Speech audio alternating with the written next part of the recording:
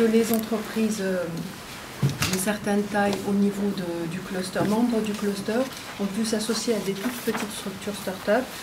et elles ont pu les accompagner dans leur première démarche d'industrialisation de leurs produits. Et donc parmi ces start-up, il y avait Chifco aujourd'hui qui détient un produit qui s'appelle Energy Box qu'ils ont pu commercialiser et il y a eu d'autres en fait, qui travaillent sur la robotique. Donc le projet a été assez porteur de projets avec une forte composante d'R&D. C'était un des plus gros bénéfices de ce projet et c'est ce qui nous a encouragé à accompagner le ministère dans une politique de généralisation des clusters et en accompagnant la politique nationale et qui ambitionne en tout cas sur une première phase pilote d'accompagner une dizaine de clusters à la fois en matière de formation des équipes, en matière d'accompagnement des entreprises, mais aussi en contribution dans les projets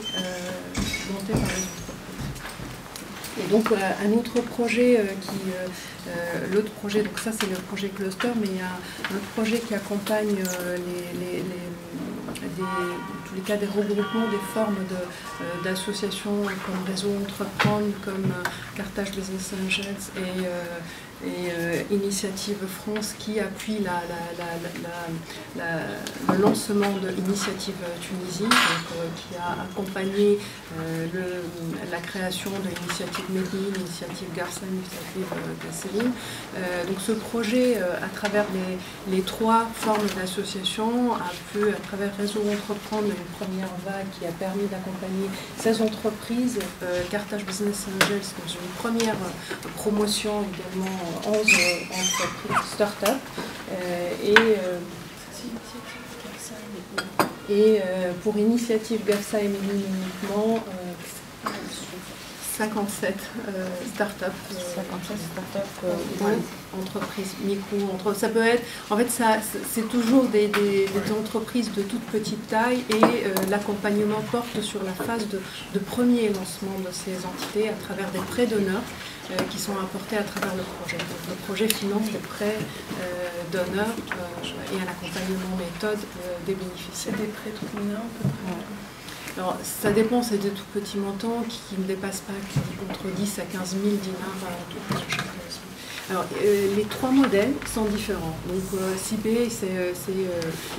l'initiative qui est portée, c'est vraiment un accompagnement déjà de start-up existantes et c'est l'accompagnement pour la préparation, pour la levée des fonds. Donc vraiment, l'accompagnement vise à en faire des structures pérennes et les aider à se lancer sur les marchés, de passer du prototype industriel à une phase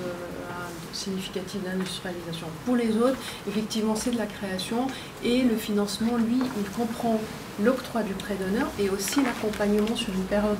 de 12-16 mois de chacun des bénéficiaires de ces prêts.